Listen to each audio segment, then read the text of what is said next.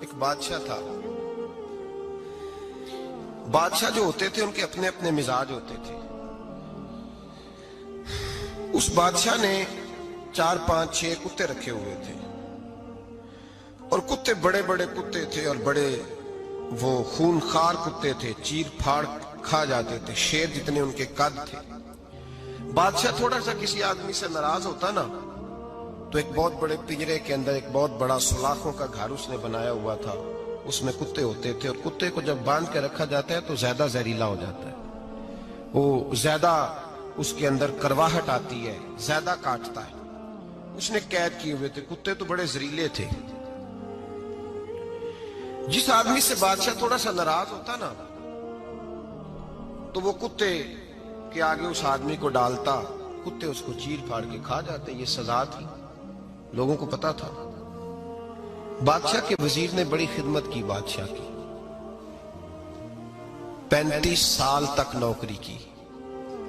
لیکن ہر سورج نے غروب تو ہونا ہی ہوتا ہے نا, ہر چاند نے ڈلنا بھی ہوتا ہے. اب بوڑھا ہونے لگا, وہ جو مضبوط حافظہ تھا وہ کمزور ہونے لگا, ہلکی ہلکی غلطی. بادشاہ مزاج کا بادشاہ تھا, نہیں سمجھ میں آیا تو میں نے کہا کہ لوگ کہتے ہیں ہمیں کام پیارا ہے, چم نہیں. تو رشتہ وفا کا تھا ہی نہیں. وزیر سمجھنے لگا کہ اب نہ میں بھی غلطیاں کرنے لگا ہوں تو ایسا نہ ہو کسی دن میں بھی ان کتوں کا شکار ہو جاؤں. اس نے بادشاہ سے کہا کہ بادشاہ مجھے آہستہ آہستہ معذرت کرنے لگا, قدم ہٹانے لگا کہ مجھے چھٹی دے دی جائے, میں بوڑھا ہو گیا ہوں. لیکن اس نے کہا نہیں نہیں, جب تک میری طبیعت نہیں مانتی تم نہیں جا سکتے. مطلق العنان لوگ تھے. وزیر خاموش ہو گیا, پریشان رہنے لگا. غلطی ہو گئی ہے تو پھینک دے گا. ایک تجویز اس کے ذہن میں آئی. وہ جو پنجرے, کتوں کے پنجرے پر محافظ بیٹھا تھا نا, جو ان کو کھانا ڈالتا تھا, روٹی ڈالتا تھا, گوشت دیتا تھا, اس کو ایک دن کہنے لگا یار تیری ڈیوٹی ہے سارا دن کتوں کو کھانا دینے کی, گوشت دینے کی, تو 2 4 دن ڈیوٹی مجھے نہیں دیتا؟ تو لے لے, میں تو پہلے پریشان ہوں, سارا دن ان کی دیکھ بھال کرتا ہوں. اس نے کچھ تھوڑا سا گوشت لیا, پنجرے کے باہر کھڑے ہو کے کتوں کو ڈالا. اگلے دن تھوڑی روٹیاں لے آیا, کتوں کو ڈالی. 2 4 دن, ہفتہ, مہینہ, سال بھر, جتنا اس کو موقع ملا وہ دن بھر خدمت کرتا. بس وقت ایک دن آ گیا, بادشاہ کو کوئی بات اچھی نہ لگی. اس نے کہا اس بڈھے کو اٹھاؤ اور ڈالو کتوں کے پنجرے میں. ساری زندگی یہاں رہا, اسے ابھی تک نہیں پتا چلا میرے مزاج کا. جب اٹھا کے پنجرے میں ڈالا نا تو بجائے اس کے کہ کتے اسے کاٹ کھاتے, وہ اس کے پیر چومنے لگے. وہ پیر چومنے لگے, ہاتھ چومنے لگے, چاٹنے لگے. تو بادشاہ اب سامنے کھڑا تھا نظارہ دیکھنے کو کہ چیر پھاڑ کرتے تو خوش ہوا کرتا تھا. خونخوار درندے جیسی اس کی طبیعت ہو گئی. جب دیکھا پیار کر رہے ہیں تو بادشاہ وزیر سے کہنے لگا یہ کیا ہے؟ تو وزیر رو پڑا, کہنے لگا تو سیاستدان تھا تو میں بھی سیاستدان تھا, ساری زندگی سیاست کی لیکن دنیا داروں کے ساتھ رہا تو انجام یہ ہوا کہ مجھے اس پنجرے میں ڈال دیا گیا. دیکھ تو بہت بڑا سیانہ تھا اور میں بھی سمجھدار تھا, وزیر رہا, لیکن ہمارا روح کا رشتہ نہ بن سکا. ارے ہم سے تو یہ کتے ہی اچھے نکلے. تیری 40 35 سال خدمت کی تو تو نے کتوں کے آگے ڈال دیا. انہیں تو چند مہینے روٹی ڈالی ہے, میرے وفادار ہو گئے. چند مہینے روٹی, جنہ تنا وچ عشق نہ رچیا کتے نہ تھی چنگے. جنہ تنا وچ عشق نہ رچیا کتے نہ تھی چنگے. مالک دے کر راکھی کر دے سابر بھوکے ننگے. اور بابا بلے شاہ صاحب فرماتے ہیں تو راتی جاگے تے شیخ صدا میں, راتی جاگ دے کتے تے تیتھوں اتے مالک دا در مول نہ چھڑ دے. پانے مارو 100 جتے تے تیتھوں اتے رکھا سکھا کھا. دنے جار رکھاں وچ ستے تیتھوں اتے ایک برکی دا قدر پچھانن. پانے مالک ہوں من ستے. ایک برکی دا اوپر کھڑے ہو کے کام نہیں کرانا پڑتا کہ میں کھڑا رہوں گا تو کام صحیح ہوگا, جاؤں گا تو نہ. ایک برکی دا قدر پچھانن پاویں مالک ہو من ستے. پھر اپنے آپ کو مخاطب کیا, کہنے لگے اٹھ بلیا چل یار منا لے نہیں تے بازی لے گئے. मुल्ला रूमी कहते हैं कि चिड़िया और चिड़ा मुज़क्कर मुअन्नस दोनों इकट्ठे बैठे थे। तो एक बंदा आ गया सूफी, मेरी तरह पगड़ी शकड़ी बांधी हुई, जुब्बे कुब्बे में लगा हुआ। ये जितने फितने आज आपको नज़र आ रहे हैं ना, ये जुब्बों के पीछे निकलते हैं सारे। आवाम बेचारी को तो पता ही नहीं था कि यहाँ भी उलझना है। इन्होंने पकड़ के चक्कर चला दिए, कभी कोई कहानी सुनाते हैं तो कभी कोई कहानी सुनाते हैं, कभी नहीं। और मैं शिकवा करने लगा हूँ, मुझे कर लेने दो। क्या तुमने कभी मईशत पर भी तकरीर की है? हुजूर ने मईशत नहीं दी? क्या तुमने कभी कौम को मुआशरत भी सिखाई है? ये भी तुमने बताया है कि जीना मरना कैसे है? वहाँ उलझाते हो जहाँ नौजवान कहते हैं कि यार तय कुछ नहीं हुआ आपके दरमियान अभी तक। जो कहानी सुना रहा था वो भी बड़े जज्बात में था, रो रहा था। जो रद्द कर रहा था वो भी जज्बात में था, रो रहा था। तो हम किधर जाएं? आपने कौम को किस दोराहे पे खड़ा कर दिया? शिकवा करने लगा हूँ। वो चिड़ा और चिड़ी दोनों बैठे थे। एक बंदा सूफी साफी आ गया, बड़ा जनाब, जुब्बा कुब्बा, बड़ी बात। तो चिड़िया चिड़े से कहने लगी उड़ जाएं, ये शिकारी ना हो। तो चिड़ा कहने लगा नहीं, शिकारियों का लिबास और होता है, ये तो दरवेशों का लिबास है, रहने दो, बैठे रहते हैं। उसने बड़ा समझाया चिड़िया ने, पर चिड़िया की बात मानता भी कोई नहीं ना। कभी कभी मान जाए करे फ़ायदा होता है। अब चिड़िया की माने कौन? चिड़िया को तो लोग छोटा जानते हैं। तो वो चिड़ा बैठा रहा, पर वो बंदा आया। आए हाय, आप यकीन करें, लोग मेरे पास आते हैं तो वली समझ के आते हैं। वो जो मेरे पास वली समझ के, दरवेश समझ के आया, उसे सवाब मिल गया। लेकिन अगर मैंने धोखा किया तो क़यामत में मेरी सज़ा बढ़ जाएगी। मुझसे मेरा रब पूछ लेगा, वो तो ठीक था, वो तो तेरी पगड़ी दाढ़ी देख के आया था, तू अपनी बात बता, तेरे अंदर क्या था? तो वो करीब आया ना, वो सूफी दरवेश, इल्ला माशाअल्लाह, उसने ना गुलेल पीछे छुपाई हुई थी। उसने गुलेल निकाली और मारी और चिड़ा मर गया। चिड़िया बड़ी परेशान हुई, उसने जाके बादशाह को शिकायत की, जंगल के बादशाह को, शेर को। शेर ने कहा तू फिक्र न कर, बंदा पकड़ लेते हैं। बंदा पकड़ लिया, गिरफ्तार कर लिया, सामने आ गया। तो चिड़िया कहने लगी, शेर कहने लगा चिड़िया से कि अब ना पकड़ तो हमने लिया है, सज़ा हमने नहीं देनी। अगर ये बात आपकी समझ में आ गई ना, मसला सिर्फ लीडरों का नहीं, कारकुन भी बड़े ख़तरनाक हैं। नाराज़ हो गए हो? मसला मुरीदों का नहीं, ये पीरों का नहीं, सिर्फ ये मुरीद भी नहीं कहीं हिलने देते। ये भी नई से नई कहानी रोज़ बना के लाते हैं और आके सुनाते हैं। सुनो, वो चिड़िया से कहने लगे, बादशाह सलामत, शेर साहब कहने लगे कि सज़ा तेरी मर्जी की देनी है, तू बता क्या सज़ा दे। तो चिड़िया रो पड़ी, कहने लगी बादशाह इसे सज़ा कोई नहीं देनी, एक बस हुक्म देना है। उसे कहा वो क्या? तो वो कहने लगी इसे हुक्म करें, अगर इसने शिकार करना है तो लिबास भी शिकारियों वाला पहने। इसने लिबास सूफियों वाला पहनना है और अंदर से शिकारी है। बस इसे हुक्म करते हैं कि इसने शिकार करना है तो लिबास भी, अल्लाह करे आपकी समझ में बात आए। और सियासतदान, तूने लिबास पहन लिया है, खिदमतकार है तू शिकारी।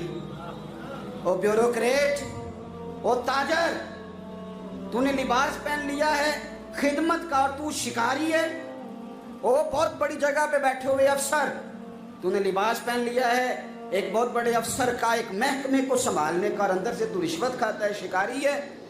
और दरवेश साहब, मौलवी साहब और बड़े काम में लूटने के लिए दरवेश बन के तो ना लूट। आपकी तबीयत के अंदर दौलत से बेजारी, हजरत अबू दरदा, हजरत अबू मूसा अशरी, हजरत अबू हुरैरा रदी अल्लाह ताला अन्हु, ये समझ ले उनके क्लास फेलो थे, उनके साथ पढ़ा था इन्होंने। हजरत अबू ज़र गिफ़ारी इन पर भी जलाल करते। आप यकीन करें कि तबीयत ना ऐसे कैफ में आ गई इनको पढ़ के। इनको पढ़ा जब कुछ दिनों से, तो कुछ अनोखा, ये अनोखी वजह है, सारे जमाने से निराले हैं ये बंदे। कौन सी बस्ती के यार अब रहने वाले हैं, ये किस तरह के लोग हैं, क्या सोच है। हजरत अबू दरदा रदी अल्लाह ताला अन्हु के घर के करीब से गुजरे तो हजरत अबू दरदा मकान बना रहे थे। क्या जो कहा, तड़प गई रूह। फरमाने लगे अबू दरदा, तुझसे मुझे ये उम्मीद नहीं थी यार, فرمایا کیا ہوا؟ فرمانے لگے اب تیرا مکان بنانے کے لیے بھی اللہ کے بندوں کی پشتوں پر اینٹیں رکھی جائیں گی. تیرا مکان بنانے کے لیے رب کے بندوں کی پشتوں پر اینٹیں تیرے لیے. حضرت ابو دردہ نے گردن جھکا لی. فرمایا یار جہاں تو ہے نا تو بالکل ہی ٹھیک کہتا ہے. کیوں؟ میرے نبی پاک صلی اللہ علیہ وسلم نے فرمایا اس زمین کے اوپر اور آسمان کے نیچے ابو ذر غفاری سے سچا بندہ کوئی نہیں, ان سے زیادہ سچا کوئی نہیں. فرمایا تو ٹھیک کہتا ہے یار, صحیح کہتا ہے. حضرت ابو موسیٰ اشعری رضی اللہ تعالیٰ عنہ کو گورنر بنا دیا گیا عراق کا. اب حضرت ابو موسیٰ اشعری صحابہ میں ایک بڑے جلیل القدر صحابی ہیں, اور ان کی عظمتیں, رفتیں, بلندیاں کیا کہنا, بڑی گہری دوستی تھی. لیکن جب وہ گورنر بن گئے نا تو آپ نے فرمایا بس بھئی اب تو نے عہدہ لے لیا ہے, یہ بندے کو ٹھیک نہیں رہنے دیتی چیزیں, اب تو عہدے میں چلا گیا. بڑی مدت کے بعد ملاقات ہوئی حضرت ابو موسیٰ اشعری کے ساتھ. وہ دوڑ کے آئے حضرت ابو ذر غفاری کے گلے ملنے, میرا بھائی میرا بھائی. فرمایا پیچھے ہٹ جا, میں نہیں تیرا بھائی, تو گورنر ہے, میں غریب آدمی ہوں, اپنا کام کر. پھر دوڑ کے آئے. فرمایا ابو ذر تو میرا بھائی ہے یار, اکٹھے پڑھتے تھے حضور. فرمایا نہیں, جا تو نہیں میرا. پھر آئے. جانتے تھے نا یہ سچا بندہ ہے, یہ سچا بندہ ہے, یہ تقریروں والا نہیں, صرف وعظوں والا نہیں, اس کے اندر بھی بڑی سچائیاں ہیں. قریب آئے, آ کے کہا یار تو میرا بھائی ہے, میرے سینے لاگ. فرمانے لگے تو تیسری بار آیا ہے, مومن ہے, میں منہ نہیں موڑ سکتا, پر پہلے مجھے بتا گورنر بننے کے بعد تو نے مکان کتنے بنائے, باغ کتنے لگائے, چکیاں کتنی لگائیں, کتنے تو نے چیزیں بنائی ہیں, پہلے بتا. تو حضرت ابو موسیٰ اشعری نے ان کا ہاتھ پکڑا, رونے لگے. کہنے لگے جس محبوب سے تو نے تربیت لی ہے میں بھی انہی کا نوکر ہوں, جن کپڑوں میں میں عراق گیا تھا میرے ہاتھ بھی وہی ہیں. یار کیا بات کرتا ہے تو, میرے وہی ہیں. مجھے بتا اگر یہ عہدے خدمت کے ہم نہیں لیں گے تو پھر کیا ظالموں کو دیں گے, غیروں کو دیں گے؟ نہ کر, کچھ نہیں بنایا. حضرت سیدنا ابو موسیٰ اشعری رضی اللہ تعالیٰ عنہ روئے, اور جب کہا نا کوئی شے نہیں میرے پاس, تو فرمایا اچھا چل آ جا, پھر سینے لگ جا, تو واقعی میرا بھائی ہے. پھر حضرت ابو ذر غفاری نے محبت فرمائی. وہ درویشی, وہ فقیری, وہ سادگی, وہ نورانیت, وہ دل کے ساتھ اندر. ہمارے تو بہت سارے لوگ ہیں جو کہتے ہو کہاں لے جانا ہے مال, کیا ضرورت ہے مال کی, ہر وقت مال کی مخالفت کرتے ہیں, لیکن دل ان کا کہتا ہے کہ آئے صحیح, کسی طریقے سے پہنچے صحیح. حضور نے فرمایا بعض لوگوں کی زبانیں شہد سے زیادہ میٹھی, دل بھیڑیے سے زیادہ خطرناک. اوپر سے کہہ کچھ رہے ہیں, اندر حالات کچھ اور ہیں. لیکن حضرت ابو ذر غفاری رضی اللہ تعالیٰ عنہ دوری دولت سے, آپ فرماتے کیوں ہیں لوگوں کے پاس مال, کس لیے اتنا مال جمع کیا ہے, کیا ساری غریبی ختم ہو گئی؟ ایک میں ہی نہیں ان پہ قربان زمانہ گئے, ایک میں ہی نہیں ان پہ قربان زمانہ گئے, ایک میں ہی نہیں ان پہ قربان زمانہ گئے, ایک میں ہی نہیں ان پہ قربان زمانہ گئے, جو رب دو عالم کا محبوب یگانہ گئے, جو رب دو عالم کا محبوب یگانہ گئے. کل پل سے ہمیں جس نے خود پار لگانا گئے, کل پل سے ہمیں جس نے خود پار لگانا گئے, زغرا کا وہ بابا ہے, حسنین کا نانا ہے، ایک میں ہی نہیں ان پہ قربان زمانہ ہے، عزت سے نہ مر جا